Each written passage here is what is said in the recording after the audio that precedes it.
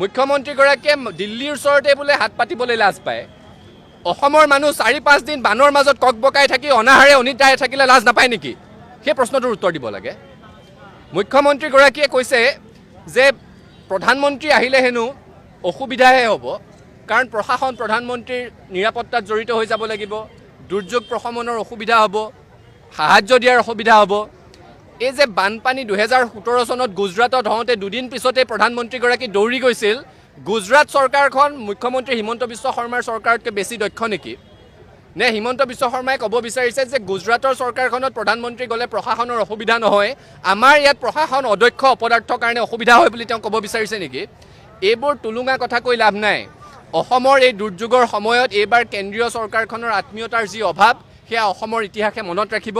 আৰু মুখ্যমন্ত্ৰীগৰাকীক সেইকাৰণে কৈছোঁ, মানুহে সাহায্য নিদিয়াহেঁতেন প্ৰথম 7টা দিনত অনাহাৰে অনিদ্ৰাৰে আৰু মানুহৰ মৃত্যু হ'লহেঁতেন।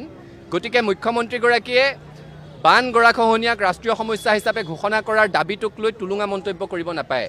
তেখেতলৈ মুকলি আহ্বান আৰু প্ৰত্যাহ্বান জনাইছোঁ।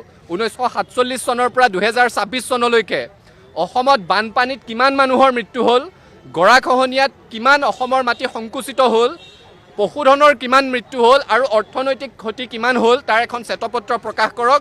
তাৰ পিছত তেওঁ বিতৰ্ক কৰিব আহিব যে অসমৰ বান গৰাখহনীয়া সমস্যা ৰাষ্ট্ৰীয় সমস্যা হ'ব লাগে নে নালাগে। এতিয়া শিৱসাগৰ, চৰাইদেউ, যোৰহাটৰ যি মৰণকাটৰ যন্ত্ৰণা, তাৰ পাছতো কয়লা খননৰ অবৈধ গোটেই প্ৰক্ৰিয়াটোক মুখ্যমন্ত্ৰীগৰাকীয়ে একো নজনাৰ ভাও ধৰিছে। তেওঁ কৈছে কি নগালেণ্ডতহে হৈছে, নগালেণ্ডত বেলেগ চৰকাৰ, নগালেণ্ডৰ চৰকাৰক তেওঁ হেঁচা দিব নোৱাৰে।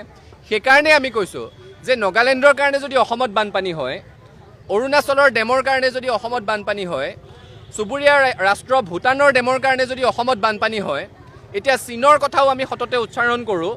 আপোনাৰ যদি এইবোৰৰ ওপৰত কোনো হেঁচা দিব পৰা ক্ষমতা নায়েই, সেইকাৰণে কেন্দ্ৰীয় চৰকাৰৰ ইয়াত হস্তক্ষেপ লাগিব। মুখ্যমন্ত্ৰীগৰাকীয়ে গুৱাহাটীৰ বানপানীৰ কাৰণে মেঘালয়ত হৈ থকা উন্নয়নৰ কামবিলাকক জগৰীয়া কৰি থাকে। আৰু ইমান ব্যাপক বানপানীৰ পিছতো আজিকালি গুৱাহাটীত বানপানী হ'লেও মানুহ উঠি যায়। তাৰ পাছতো তেওঁতো মেঘালয় চৰকাৰৰ লগত কথা পাতি হেঁচা দি সেই কামবোৰ বন্ধ কৰিব পৰা নাই। চুবুৰীয়া ৰাজ্যকেইখনৰ ওপৰত তেওঁৰ হেঁচা নচলে কাৰণে আমি বিচাৰোঁ যে ইয়াত কেন্দ্ৰীয় চৰকাৰৰ উদ্যোগ লাগে, নেতৃত্ব লাগে, হস্তক্ষেপ লাগে।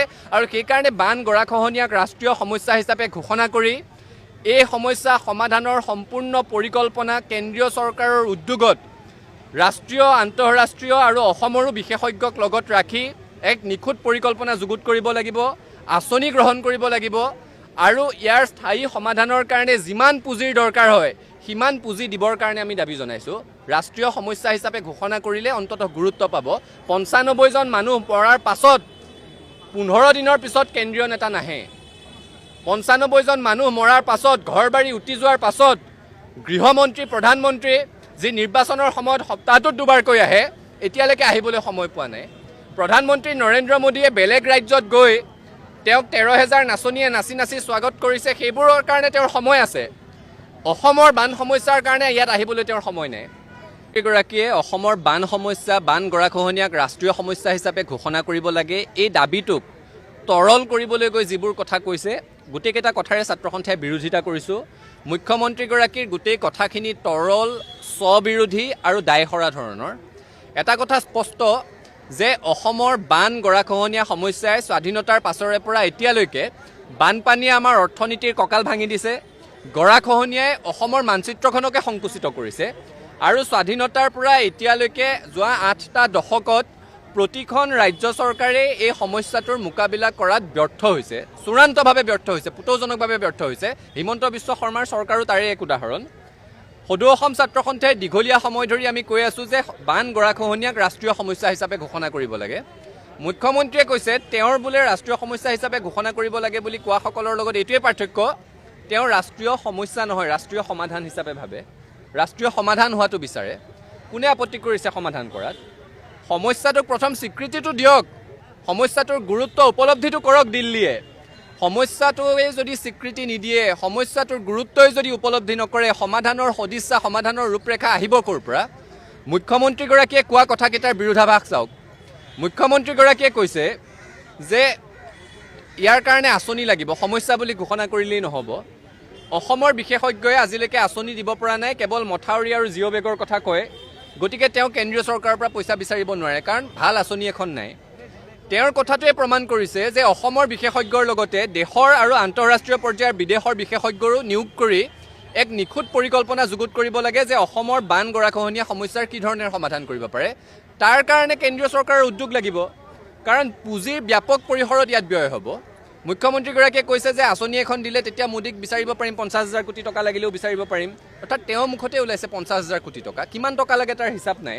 সেইকাৰণে আমি বিচাৰোঁ যে কেন্দ্ৰীয় চৰকাৰে বান গৰাখহনীয়াক ৰাষ্ট্ৰীয় সমস্যা হিচাপে ঘোষণা কৰক আৰু ইয়াৰ কাৰণে সুকীয়া পুঁজিৰ আবণ্টন কৰক।